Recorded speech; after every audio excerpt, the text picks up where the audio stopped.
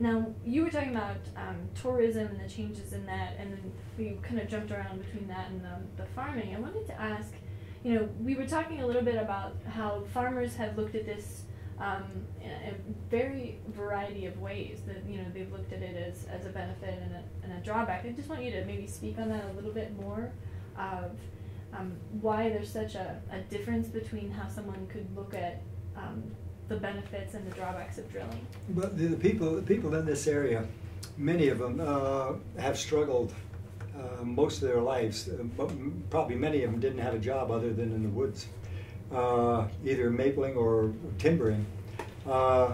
So for many of them, when this opportunity came along, I think most of them jumped at it.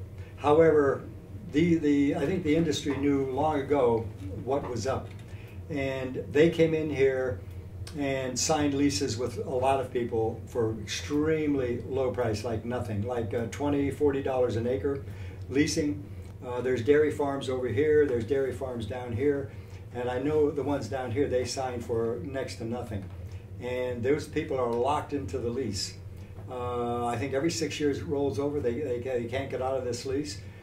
Now, we signed because as a block there were, I don't know, 160 farms or groups signed here. And we were late getting in because I was a little reluctant to get involved, but everyone thought I was crazy. And as it turned out, there's a possibility this is the only money we could get for the farm, the upfront money, which everyone got, depending how much acreage you have. But so for many of these people, this was a boom. But a lot of people who had a lot of acreage, who had no affiliation with these people, and they signed leases. If they had 500-600 acres, they were paying anywhere from $2,000 to $6,000 or $7,000 an acre for them just to have the right to drill. So you could do the math pretty quick. That was an incredible amount of money that they made very quickly.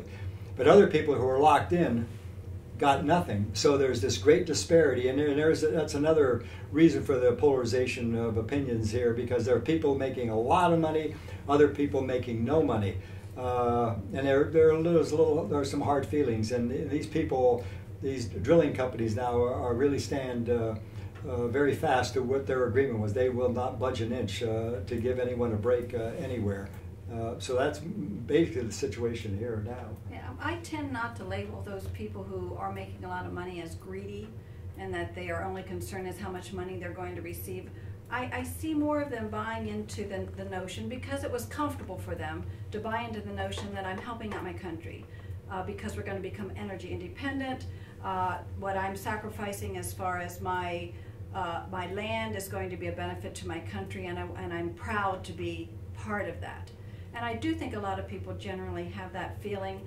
I don't think they were exposed to the alternative viewpoints as far as the negative impacts it might have on their environment in the future, the cost in the long run that might actually be greater to them because of the depletion of the value of their property, the cost that it might be into the health costs that might be related to the issues that their own family or the families around them might have to incur. And their vision was so tunneled at the time that they made the decision that it wasn't a matter of greed. I don't buy into that. I know most of the neighbors here, and it was more, I think, a lack of understanding and proper information.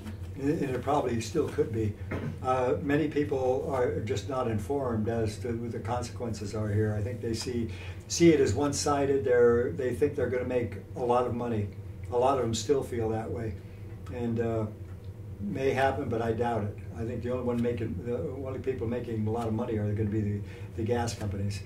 But getting back to a point with this being patriotic and us becoming self-sufficient in this country, which would be a beautiful idea.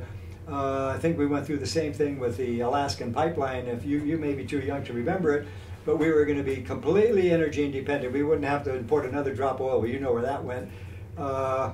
And I feel the same way here. But now they're starting liquefaction plants in our coastal areas. They have permits in for more, and they have some. operating, which they're going to start exporting this liquefied gas to wherever they can get it, because the gas price is down and they need revenue because all these foreign countries have been investing in here, and I'm sure they want a return on their money here, and I don't think they're getting it because these people have been spending money like they're crazy. And for me, money is the most minuscule issue that we can even attack this with. To me, it's all water. If you ask someone in Sudan, do you care if we take 8 million gallons of fresh water and drill a well in northern Pennsylvania? Do you care if that water's gone from our planet? What do you think their answer's going to be back? They don't have fresh water to clean their babies with. They can't even wash their vegetables so that they're healthy to eat because they don't have the water they need to do it. So what gives us the right to use water that the rest of the planet is going to need, make water turn into a very expensive commodity that's going to hurt the welfare of most of the citizens on the planet in the future? I think we need to focus more on finding an energy source that doesn't deplete water, because water is going to become the next oil, the next energy that we fight wars over.